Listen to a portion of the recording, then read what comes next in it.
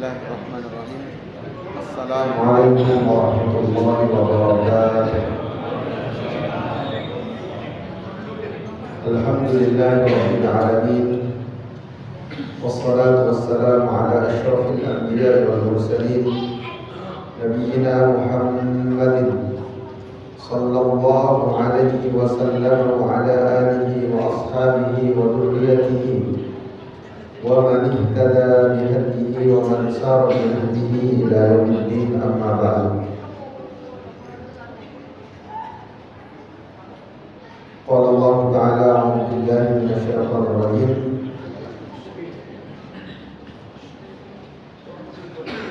Bismillahirrahmanirrahim. Wadhkurna ma yutla fi buyutikunna min ayatillahi wal hikmah. Innallaha kana latifan khabira.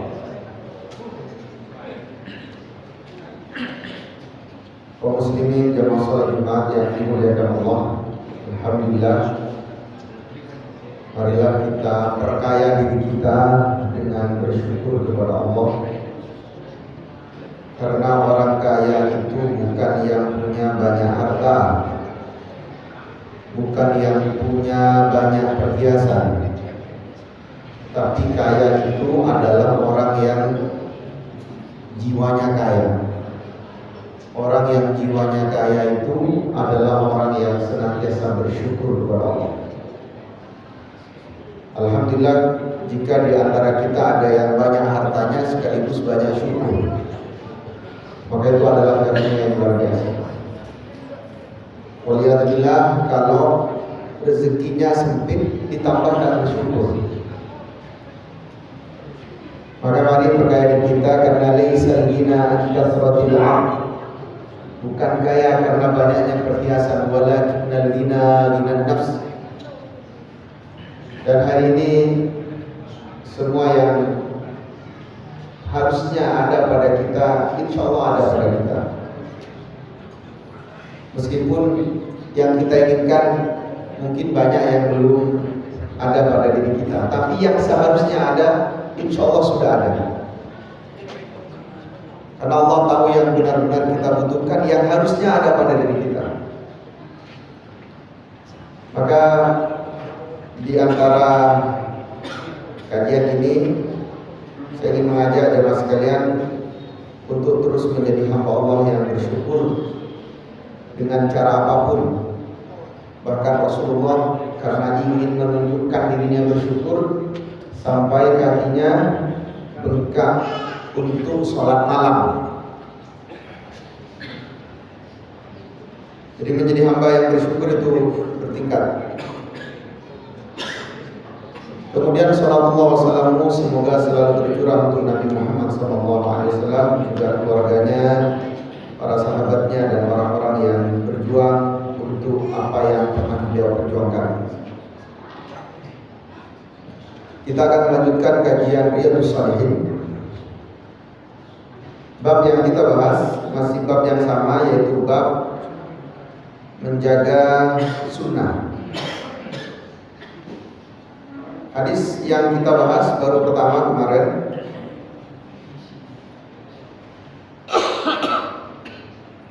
yaitu riwayat Abu Hurairah radhiyallahu taala anhu. Rasulullah bersabda, "Da'uni ma taraktukum." Tinggalkan apa yang aku tinggalkan. Da'uni, biarkan. Jangan dekati apa yang aku tinggalkan. Fa inna ma ahlaka man kana qablakum kasratu su'alihim. Karena banyaknya yang binasa dari umat-umat sebelum kalian, mereka tidak mau segera meninggalkan apa yang dilarang, segera melakukan apa yang diperintah, tapi malah sibuk bertanya, ini kenapa kok dilarang, ini kok gak perlu, begitu dilarang tinggalkan. Waqtilafuhum ala anbiya'ihim, dan mereka terlalu banyak berselisih dengan nabi-nabi mereka. Mereka dibinasakan oleh Allah. Fa idza nahaytukum an syai'in fajtanibuh. Kalau saya larang, jauhi. Jauhi, enggak ada alasan, pokoknya jauhi. Wa idza amartukum bi syai'in, tapi kalau saya suruh, fa'tu bihi mastata'tum min. Laksanakan sesuai dengan kemampuan. Jangan maksakan. Di bab sebelumnya kita bahas ketika Sayyidah Zainab mengikat tali di antara dua tiang karena ingin ibadahnya lebih semangat. Setiap capek sedikit ibadah bergelantungan, kata Nabi, lepaskan itu. Kalau ngantuk istirahat. Makanya bahkan dalam hal yang wajib saja, urusan haji, apa ayatnya? Manis taqo'am ilaihi sabila. Jika yang mampu, yang gak mampu gak usah maksa. Umroh, apalagi umroh dipaksakan ngutang, nggak tahu terserah besok, ketemu besok langsung bayar, nggak perlu begitu. Untuk ketaatan sesuai kemampuan, jangan memaksakan diri. Tapi untuk larangan nggak ada tawar menawar. Begitu dilarang, ini sudah kita bahas kemarin. Kita akan masuk ke hadis berikutnya.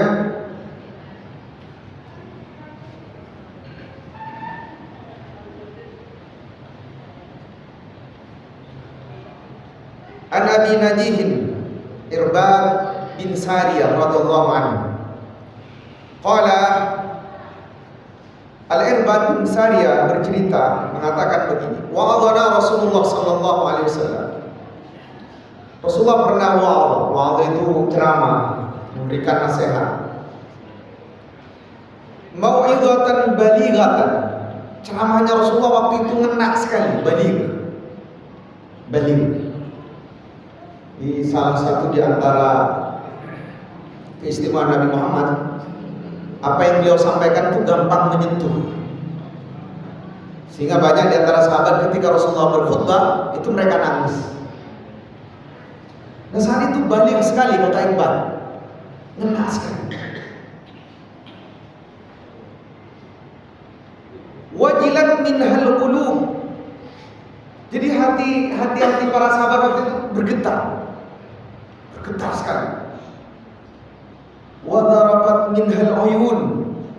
Ada sebagian mata yang sampai meneteskan air matanya menetes karena saking menyentuhnya apa yang disampaikan oleh Rasulullah. Faqulna, maka kami berkata, ya Rasulullah, ka'annaha mau'izatan muwaddi'. Ya Rasul, kok ini menyentuh sekali, kayaknya ini ceramah perpisahan. Biasanya Pak, kalau ada orang mau berpisah kan begitu, kalimat terakhirnya itu ngena sekali. Biasanya begitu. Nah Irbad ini merasakan itu. Fa'ausina ya Rasul, kalau begitu berikan kami nasihat. Ini kok firasat kami ini kayaknya sudah ceramah perpisahan. Qala, Rasulullah kemudian memberikan nasihat, usikum bitaqwallah. Aku wasiatkan yang pertama kepada kalian, bertakwalah kepada Allah. Takwa. Ini prinsip kita, Pak. Ini pegang lagi. Dimanapun, kapanpun bertakwa kepada Allah. Usikum bitaqwallah. Dan ini nasihat Nabi yang pertama. Was-sam'i wa ta'ah. Kemudian dengar, taati. Siapa yang harus dengar dan ditaati? Pemimpin.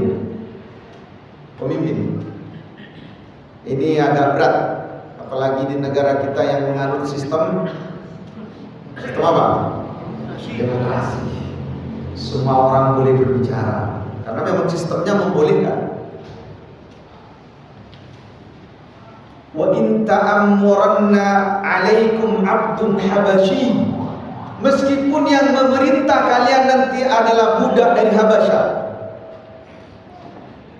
Waktu itu orang-orang Habasyah rata-rata datang ke kota Mekah itu menjadi budak. Kata Nabi, suatu saat jika pun yang selama ini adalah budak kemudian memimpin, taati mereka. Kalau dalam penerapan yang syar'i itu kan, selama pemimpin tidak melarang sholat, selama pemimpin tidak, wa induri badah, Meskipun punggungmu dipukul, kamu harus taat. Dan ingat, selama tidak bertentangan dengan Allah dan Rasulnya. Atiullah wa atiur Rasul wa ulil amri minkum. Jadi untuk Allah dan Rasulnya menggunakan kata atiu, tapi wa ulil amri tidak menggunakan kata atiu. Karena fa in tanaza'tum fi syai'in farudduhu ila Allah. Kalau kalian berselisih, ada perselisihan, kembalikan pada Allah dan Rasulnya. Dan jangan sampai taat kalau disuruh bermaksiat. La ta'ata li makhluqin fi ma'siyatil khaliq. Tapi dalam hal-hal taat saja. Lampu merah ini kan ini curah kosong, Pak. Itu tandanya tidak taat ulil. Tanya hal-hal lain nanti.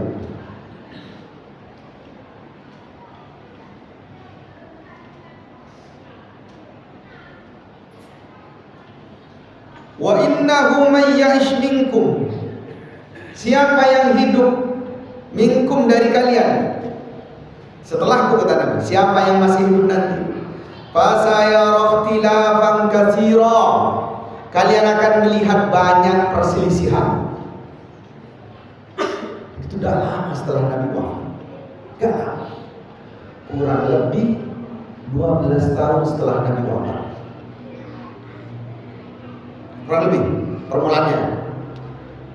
Tapi puncaknya itu kurang lebih sekitar 35 tahun setelah Nabi wafat. Jadi Rasulullah wafat, itu sudah ada perselisihan. Apa perselisihannya? Siapa yang akan menggantikan Rasulullah? Orang Syiah tetap bersikeras penggantinya adalah Ali. Karena dalam peristiwa Ghadir Hum itu disebutkan ketika ada pembagian ghanimah, ada orang-orang yang protes dan pembaginya saat itu yang ditunjuk oleh Rasulullah adalah Ali membagi ghanimah. Orang-orang protes, ini Ali kok tidak adil. Rasulullah kemudian berkhutbah memarahi orang-orang itu dan mengatakan, "Man kuntu maulahu fa'aliyan maulah." Kalau fa'aliyun maulah, kalau aku adalah pemimpinnya, maka Ali pemimpinnya. Ada yang berpendapat, Abu Ubaidah bin Jarrah Ansar. Kemudian sahabat berkumpul di Thaqifah Bani Sa'idah, diputuskan penggantinya adalah Abu Bakar As-Siddiq. Tapi betapa mulia akhlak Abu Bakar ketika ditunjuk Abu Bakar tidak langsung iya, enggak nyalonkan, enggak merasa pantas. Bahkan di khutbah pertamanya Abu Bakar mengatakan begini, "Kuntu amamakum wa lastu bi khairikum." Saya berdiri di hadapan kalian, tapi saya bukan yang terbaik. Kalau sekarang kan juga jadi sayanya itu sekarang kalau dulu enggak. Abu Bakar tak ada mengandal, padahal Rasul mengatakan lau kana nabiyyun ba'di lakana Umar. Kalau ada nabi setelahku pasti nabi itu adalah Umar. Enggak. Tapi Umar direkom melalui surat wasiat yang ditulis oleh Abu Bakar. Umar berkuasa kemudian digantikan oleh Utsman. Di masa Utsman ini sudah mulai, karena Utsman dalam sejarah memang tercatat beliau banyak mengangkat keluarga-keluarga yang dari Bani Umayyah itu diangkat menjadi gubernur, ditugasi menjadi amir, sehingga banyak protes. Dan itu normal dalam sistem kekhilafahan. Dan Utsman memilihnya menurut para mu'arrikh bukan karena itu, tapi memang layak. Puncaknya protes itu menguat, akhirnya apa? Rumah Utsman bin Affan dikepung 1.000 orang, ada yang menyebutkan 1.000 orang, sampai pembunuh Utsman itu tidak ketahuan siapa. Dan yang bunuh adalah orang Islam. Pas saya rauna fihi ikhtilafan, yang bunuh orang Islam.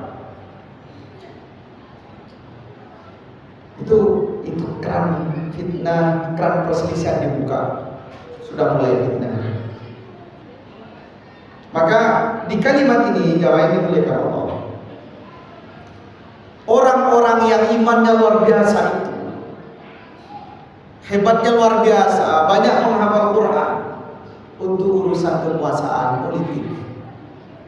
Mereka kemudian di masa setelahnya ada perang besar, perang Siffin antara Ali bin Abi Thalib dengan siapa? Muawiyah bin Abi Sufyan. Muawiyah ini iparnya Nabi, Ali bin Abi Thalib sepupu Nabi plus mantunya Nabi. Perang. Maka mayyish minkum fasayara fihi ikhtilafan katsiran. Ini hati-hati kita. Hati-hati. Sejauh mana iman kita? Karena kita diciptakan oleh Allah. Ja'alnakum. Pertama memang Allah sudah ciptakan berbeda. Inna khalaqnakum min dzakarin. Sudah beda laki dan wa ja'alnakum syu'uban wa qabail. Apa? Kafilah-kafilah, suku-suku, bangsa-bangsa berbeda, beda karakter. Cabai Madura paling sip. Atau orang Jawa, Madura. Biasa. Tapi di mana kita mengedepankan inna akramakum indallahi. Di potensi kita berbeda agama. Secara otomatis kita akan berbeda urusan agama. Entah memang beda agamanya atau berbeda dalam agama itu. Berbeda dengan non-muslim itu jelas. La yanhaakumullahu 'anil ladzina lam yuqatilukum wa lam yukhrijukum min diyarihim an tabarruhum wa tuqsitu ilaihim. Allah tidak melarang kalian untuk berbuat baik kepada mereka yang tidak mengusirmu, tidak mengeluarkan kamu dari negerimu, untuk berbuat baik dengan mereka. Kalian memang berbeda, tapi saling menghormati. Dan itu yang dipegang oleh founding father kita menjadi bangsa, bahwa kita berbeda. Apa? Bineka Tunggal Ika. Itu semboyannya, tapi perselisihannya tidak selesai. Bineka Tunggal Ikanya tertulis, hanya ada tulisan itu di lambang Garuda. Berbeda-beda tapi satu. Ini satu di antara yang kita banggakan sebagai orang Muslim. Jadi kita menjunjung tinggi persatuan, meskipun realitanya banyak perselisihan. Berbeda, potensi yang paling kuat itu berbeda kekuasaan, perbedaan politik. Dan ini yang sedang kita rasakan sekarang, Pak. Saya yakin ini yang ada di masjid ini, jamaah masjid ini, pasti pilihannya berbeda. Tapi tidak usah saya tanya nomor berapa, tidak usah. Pasti berbeda. Ada yang berbeda. Ya tidak usah kemudian, oh yang ini itu sesat, yang ini itu gak ada otak, ngapain begitu? Itu dan itu hak wewenang semua bangsa, semua orang yang ada di republik ini dipersilahkan untuk berbeda dengan itu. Nah, tapi ingat, dalam hal ini kita punya tanggung jawab di hadapan Allah. Kalau memilih karena uang, riswah. Apa riswah? Suap. Di mana tempatnya?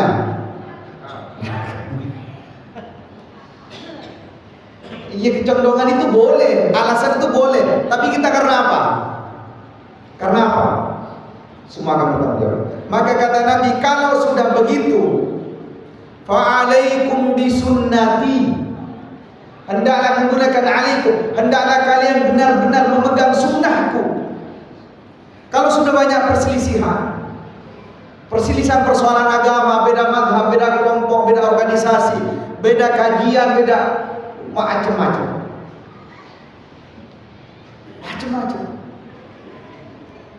NU itu ada berapa kelompok? NU Muhammadiyah juga ada kelompok-kelompok. Di dalam Muhammadiyah sendiri. Yang Salafi, Salafi juga ada kelompok-kelompok. Yang Haroki, yang ini, yang itu, macam-macam. Maka kata Nabi, alaikum bisunnati, pegang sunnahku. Pegang sunnahku.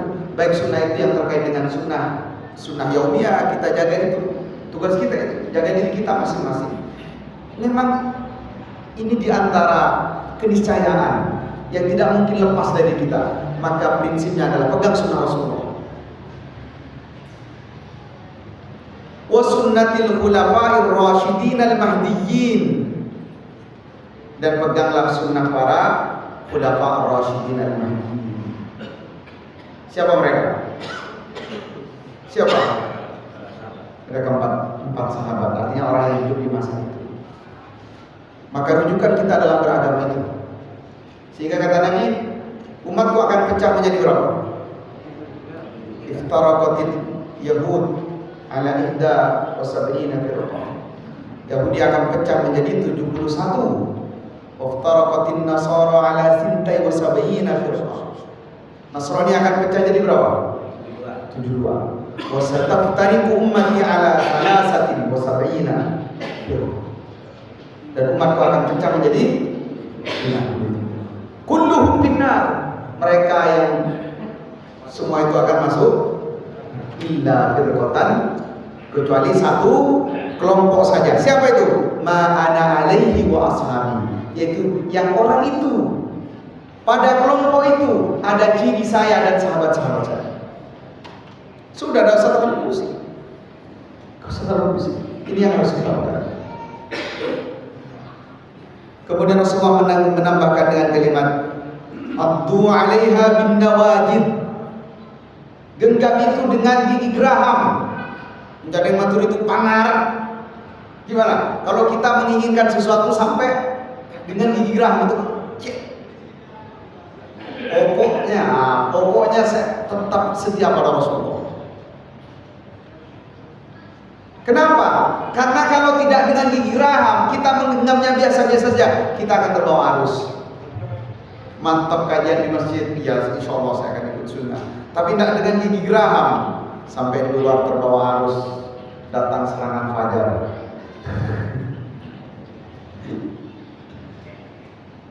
Saya tadi malam isi pengajian ada pertanyaan, Ustaz, apa nggak ada ijtihad Ustaz?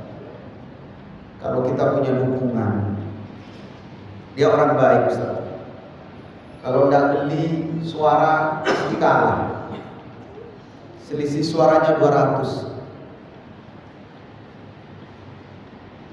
Apa nggak ada ijtihad begitu? Saya katakan secara normal, dalam keadaan normal, yang namanya menipu itu tidak akan dianggap sebagai umat Nabi Muhammad. Man ghasya min ummati falaysa minna. Siapa yang menipu dari umatku, maka bukan bagian dari umat. Kata Nabi, dalam keadaan normal. Tapi kalau dalam keadaan darurat,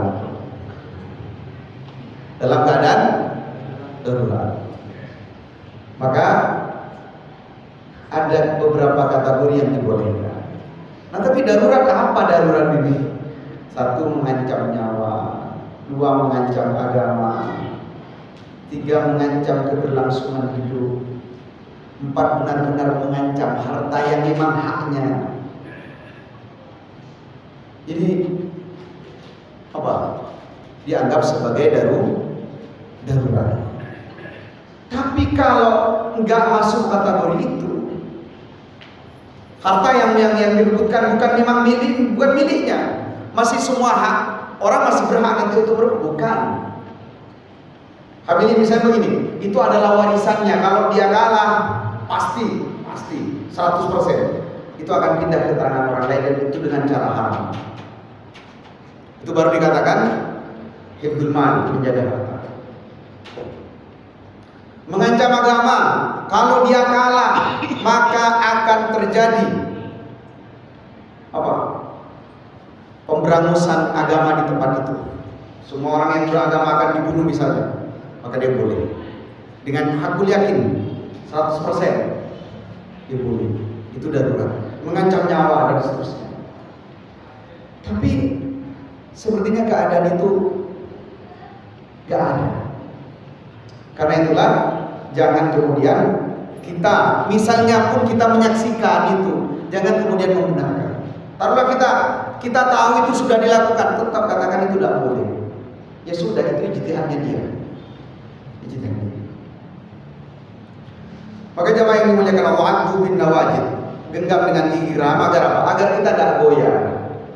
Kalau sudah dengan gigi raham, kita kuat-kuat dengan tekad, insya Allah diganggu dengan apapun nggak akan goyah. Mau di apa? Dikamuflase dengan sedekah. Pak, assalamualaikum, saya mau ngasih sedekah. Benar sedekah? Iya Pak, tadi nanti ini. Sedekah kok bersyarat.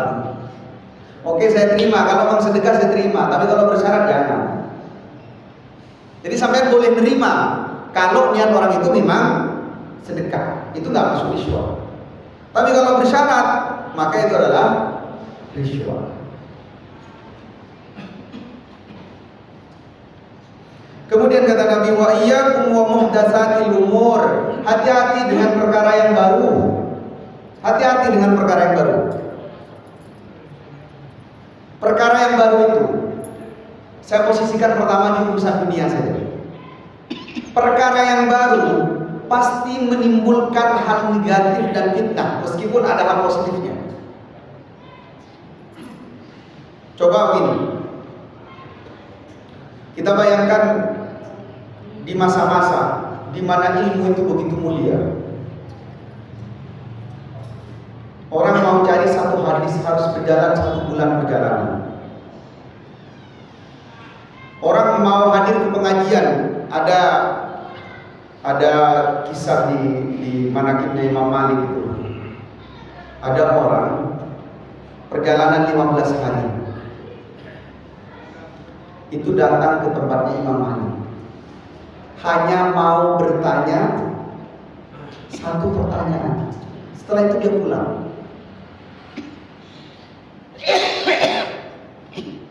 Jadi ilmu karya itu begitu mulia,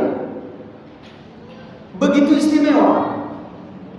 Itu urusan-urusan yang terkait dengan wasilah. Saya tidak ada persoalan mutlak haram, mutlak tak boleh enggak, karena saya juga pakai.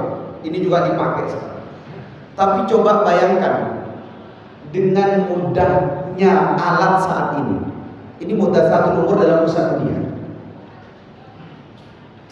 Orang untuk ke pengajian sekarang banyak tidak datang. Salah satu alasannya karena bisa nyimak lewat YouTube. Dan kalau nyimak lewat YouTube, kira-kira apa sampean tetap pakainya begini? Apa dulunya tetap rapi begini? Itu beda Pak. Beda. Bukan tidak boleh. Kita nyimak pengajian, kita datang pengajian, boleh saja. Sambil tiduran boleh. Tapi beda nuansanya. Tapi hati-hati. Kadang-kadang kurang beradab. Jadi di masa itu tidak mungkin Al-Quran itu dibawa ke kamar mandi. Di masa sekarang dimungkinkan. Karena Al-Quran ada di kita. Meskipun kalau tidak dalam keadaan terbuka, ulama kontemporer membolehkan. Ada nada deringnya pakai Al-Quran, dibawa kamar mandi. Tiba-tiba ada orang nelpon.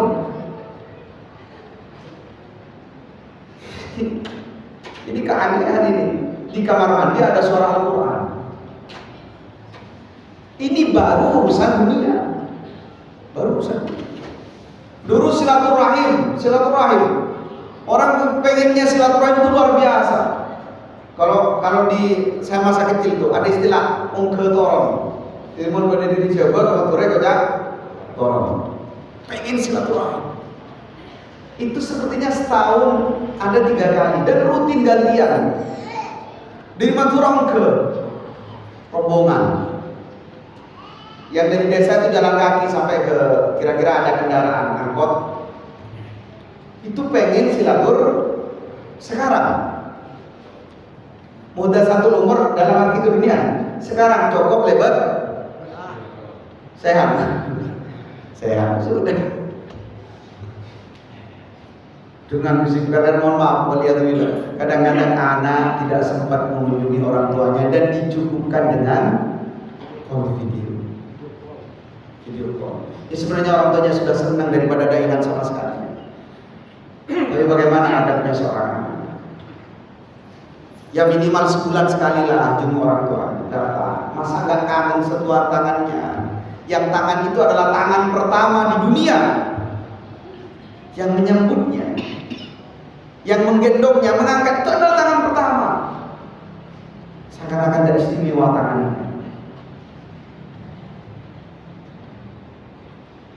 Ini baru urusan dunia. Dan kita bersyukur karena banyak hal positif juga, memudahkan. Sekarang orang belajar tidak usah capek-capek nulis, tinggal setel. Nah, bisa. Termasuk saya tinggal buka aplikasinya. Ini memudahkan. Tapi sisi lain banyak pelatihan-pelatihan, ilmunya tidak masuk, yang masuk filenya. Banyak pelatihan-pelatihan iklan-iklan itu. Ilmunya tidak masuk. Karena apa? Oh tenang Pak, nanti saya kasih filenya. Jadi pulang bawa file. Jadi betapa istimewanya ketika ada kisah dari Imam Syafi'i. Semua orang nulis. Sampai Imam Syafi'i satu hari tidak bawa kertas katanya. Beliau tulis di tangannya dengan mudahnya. Karena ingin mencatat. Apalagi urusan agama. Nah urusan agama ini harus kita bedakan. Mana yang wasilah, mana yang gaya. Kalau yang wasilah dalam rangka mendekatkan diri kepada Allah, alat, maka itu ulama membolehkan. Ini kan wasilah, pengeras suara. Kemudian misalnya menentukan waktu seperti kajian. Ini malam apa ini? Hari Ahad, malam Senin kajian dari maghrib sampai. Jangan kemudian, di masa Nabi tidak ada, itu bid'ah. Kok pengajian dibuat-buat waktunya seperti itu? Gak bisa seperti itu. Ini bukan persoalan ajaran agama. Boleh dong malam Selasa, boleh, dan ini tidak mengikat. Maka ia pun bawa mudah saat ini. Hati-hati dengan perkara yang baru. Banyak perkara. Saya pernah menyaksikan dulu masih di TVRI. Itu ada orang sholat diiringi musik. Katanya nambah khusyuk. Tarekat apa saya lupa. Jadi biasanya kalau orang melakukan perkara baru, biasanya lebih kreatif dalam beribadah. Kreatif. Jadi sholat diiringi musik. Sampai diajarkan gerakannya. Berapa lama dari dia angkat sampai dia menggenggang tangan kirinya. Kemarin ada tahun berapa itu? 2018 yang rame-ramenya Islam Nusantara ya. Yang sempat ada ajaran menterjemah sholat. Aneh-aneh aja. Nah, hati-hati dalam masalah ini. Jawab yang dimuliakan Allah, dalam hal ini memang banyak perdebatan. Karena itu kembali kepada prinsip tadi bahwa yang tidak masuk kategori bid'ah dalam persoalan agama itu adalah apa yang ada di masa sahabat. Ma'ana alaikum bisunnati wa sunnatil khulafair. Misalnya begini. Di masa Abu Bakar berinisiatif mengumpulkan Al-Quran dikumpulkan. Itu sempat ada protes dari sebagian sahabat. Kenapa kok dikumpulkan? Kemudian di masanya Umar bin Khattab yang masyhur ini, sebentar lagi akan ramai lagi nih. Apa? Sholat tarawih. Di masa Nabi itu cuma 3 malam Rasulullah melaksanakan. Setelah itu Rasulullah tidak melaksanakan lagi. Kata Rasulullah, khawatir umatku menganggap ini wajib. Tapi di masa Umar mengajaknya. Kata sahabat, ya Umar, apakah anda ingin melakukan bid'ah? Ini bid'ah, ini tidak pernah dilakukan oleh Nabi. Apa kata Umar? Nikmatul bid'ah hadi. Kalau ini dianggap bid'ah, ini adalah bid'ah yang paling indah, paling nikmat, paling bagus. Di masanya Utsman, apa di masanya Utsman? Apa? sholat Jumat adzannya 2 kali. Jadi kalau ada yang sekarang tetap adzan 2 kali, jangan dianggap bid'ah. Itu menerapkan apa yang dilakukan oleh, mungkin masih ada yang di sawah, masih di mana, kalau dipanggil sekali oleh Allah dan seterusnya. Itu ijtihad. Di masa Ali bin Abi Thalib banyak kodifikasi penulisan utamanya ya, termasuk perintah Ali terhadap Abu Aswad Ad-Du'ali untuk menambahkan titik dan harakat. Dan kemudian setelah itu berkembang ilmu nahwu, ilmu sharaf, pembukuan kitab. Di masa Nabi tidak ada kitab-kitab seperti sekarang ini, bahkan Al-Quran belum dibukukan. Yang seperti ini tidak teranggap sebagai bid'ah, karena itu wasilah semuanya. Wasilah. Karena itu jemaah yang dimuliakan Allah, di antara isu yang sensitif juga persoalan ini.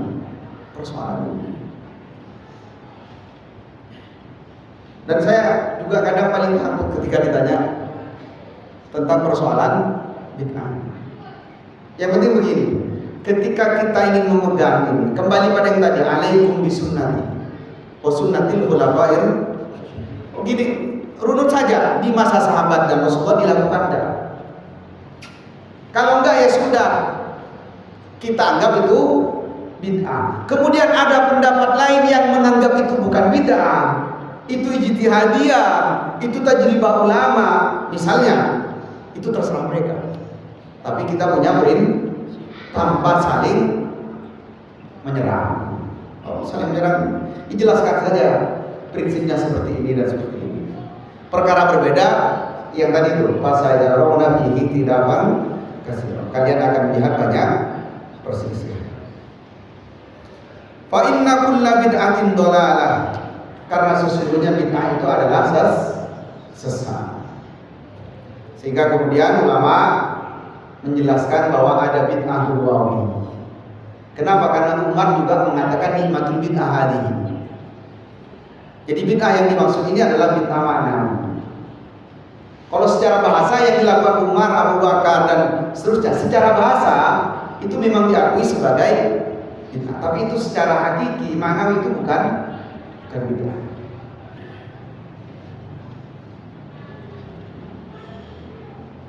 Jemaah yang dimuliakan Allah, persoalan-persoalan bid'ah ini akan terus ada sampai kapanpun. Dan ingat, ada hal lain yang lebih besar yang harus kita seriusi daripada kita tidak rukun dengan tetangga hanya persoalan ini. Kita tidak saling menyapa dengan saudara hanya kan ini saya rasa insya Allah kita sudah lulus dari persoalan ini. Jadi jangan sampai kita istilahnya cuek, tidak mau bertegur sapa karena persoalan-persoalan seperti ini. Ingat, ketika dia beriman kepada Allah Subhanahu wa taala dan bid'ah yang dia lakukan bukan bid'ah urusan yang mengeluarkan dia dari agama, mereka tetap saudara kita. Innamal mu'minuna ikhwah. Dan ini mohon maaf, yang banyak disalahpahami oleh sebagian teman-teman. Di kitab Syarh Sunnah karangannya Imam Al-Barbahari, ketika disebutkan ahlul ahwa yang diartikan adalah ahlul bid'ah, itu semuanya mengarah kepada bid'ah yang mukaffirah, bid'ah yang membuat pelakunya kafir, yang kita tidak boleh dekat. Kita tidak boleh dekat, khawatir tertular. Bahkan di sebagian makalahnya di akhir, lebih baik duduk dengan orang kafir daripada duduk dengan mereka. Ada kalimat seperti itu. Tapi ingat, itu adalah bid'ah yang mukaffir, bid'ah yang menyebabkan pelakunya keluar dari Islam. Tapi kita dengan saudara-saudara kita yang punya banyak persamaan, kita tetap saudara dengan mereka. Selama mereka menuhankan Allah dan mereka menjalankan apa yang diajarkan oleh Rasulullah SAW. Persoalan-persoalan yang lain, meskipun kita sama satu pengajian dan seterusnya, kita akan terus berbeda. Karena memang di kajian yang disampaikan pada hadis ini titik poinnya adalah bagaimana kita bijak dan bagaimana kita menghadapi persoalan perbedaan. Itu ketika kita mengembalikan diri kita pada sunnah Rasulullah SAW. Baik, sudah masuk waktu adzan. Kita simak adzan dulu, barangkali setelah adzan kita diskusi. Assalamualaikum warahmatullahi wabarakatuh.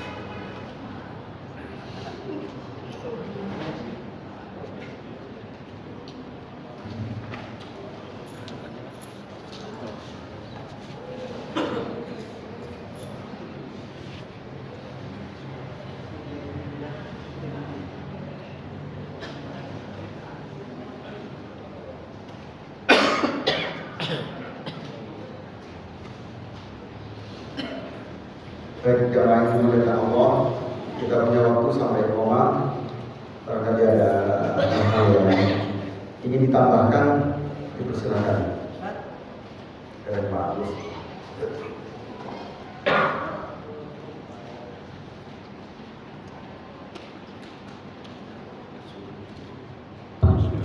Bismillahirrahmanirrahim. Assalamualaikum warahmatullahi wabarakatuh. Terima kasih yang saya sampaikan tadi Ustaz, terutama Ahmad Mahir. Saya ingin bertanya Ustaz. Yang pertama kaitan dengan syukur. Kadang-kadang kita bersyukur dapat rezeki, alhamdulillah, alhamdulillah. Tapi kadang-kadang implementasinya saya kurang paham juga. Implementasi daripada syukur apa? Yang memang kita datang dalam pelaksanaan sehari-hari dapat rezeki, dapat yang macam-macam yang sifatnya berkah untuk keluarga, untuk kita semua. Itu saya kita untuk syukur itu. Masa aku langsung dilihat dulu apa? Kira-kira bisa menambah banyak syukur di dalamnya sehingga Allah menambah rezeki dari syukur itu. Yang pertama itu Ustaz.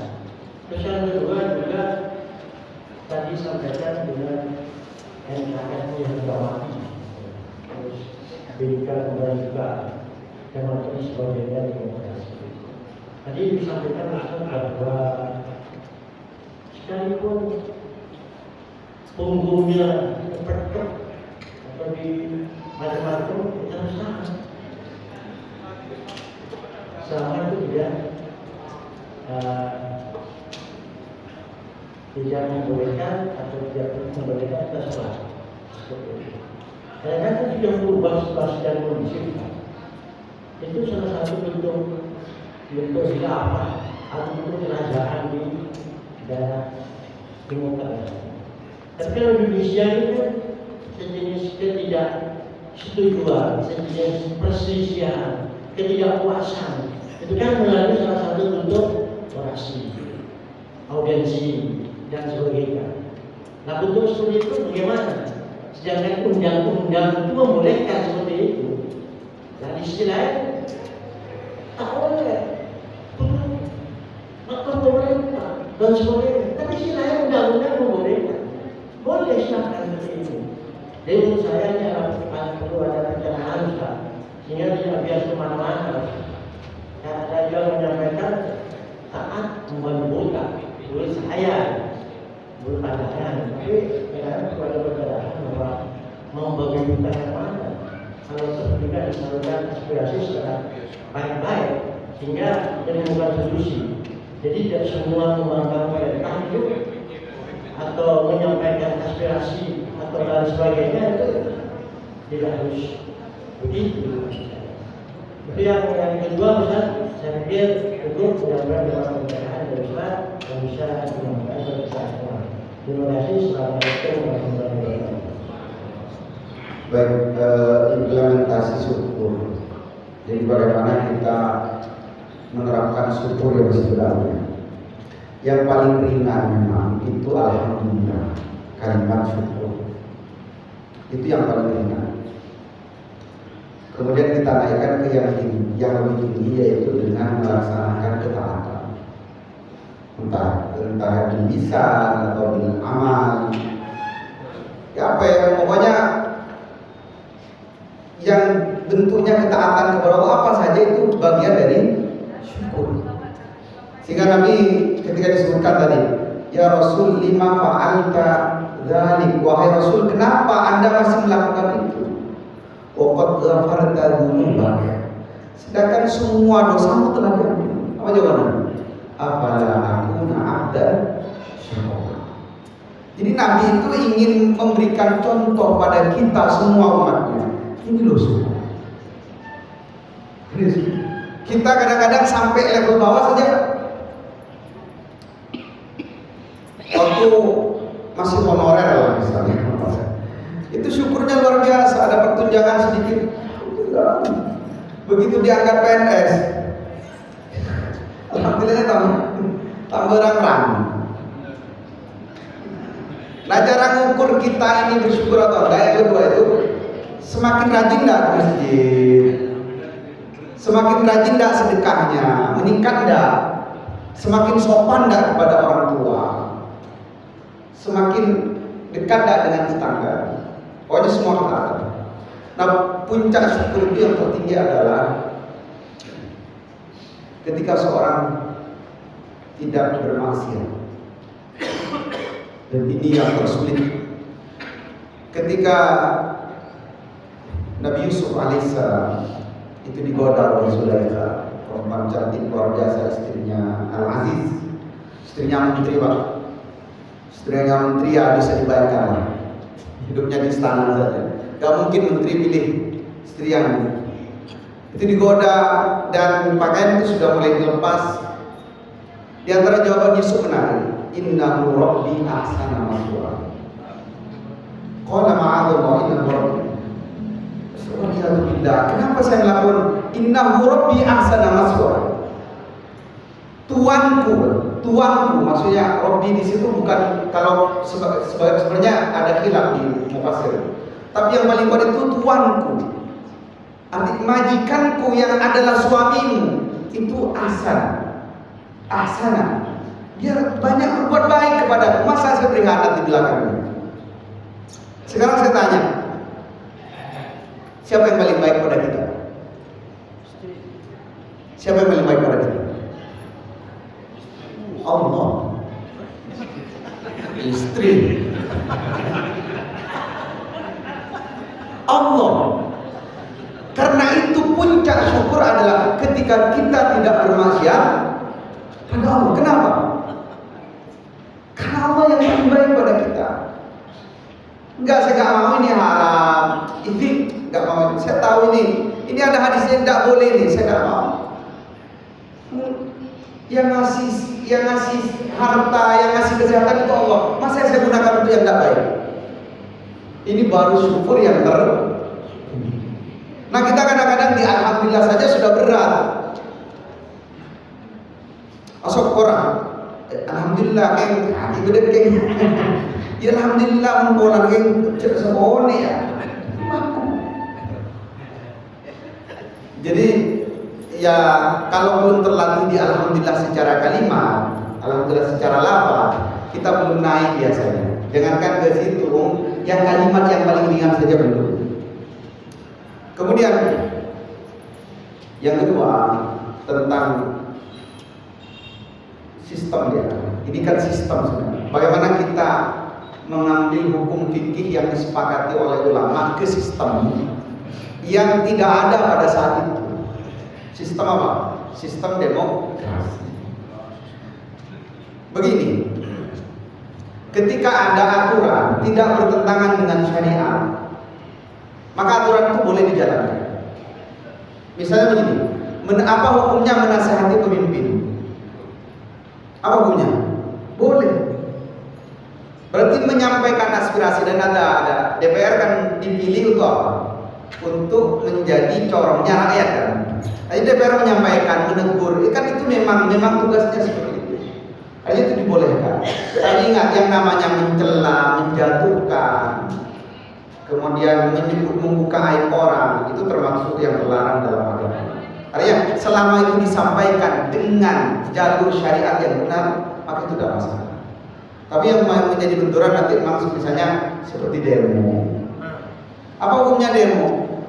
Saya menganggap ya tergantung kontennya apa.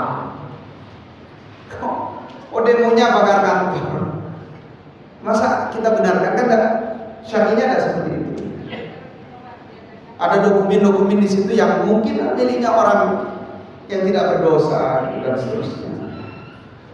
Demonya misalnya dengan mencela, mencaci maki, itu kan sudah melanggar secara syariat. Demo dalam sistem demokrasi dibolehkan karena itu juga menyampaikan aspirasi. Tapi kontennya seperti apa? Kayaknya nggak bisa ditamin. Oh demo 100% haram. Ada demo kan, ada demo damai kan? Ada kan yang damai kan? Ada yang damai. Kalau yang damai ya silakan sekedar menyampaikan. Ini agar pandangan itu menengahi. Wah. Tapi yang anarkis yang, nah kemudian ada fatwa, misalnya ada fatwa demo itu haram karena mayoritas itu anarkis, mayoritas itu ada kezaliman, ada kemungkaran, itu fatwa. Maka silahkan ditaati fatwa itu. Misalnya MUI mengharapkan demo, ya kita ulama kita kan yang kita ambil hukumnya adalah MUI. Tapi selama tidak ada ijma ulama yang mengatakan demo haram, maka dilihat kontennya. Saya tidak ingin mengatakan haram mutlak, tidak ingin juga mengatakan halal mutlak. Kontennya dulu seperti apa? Allah a'lam. Cukup Pak ya? Nggak problem. Mau satu lagi ya?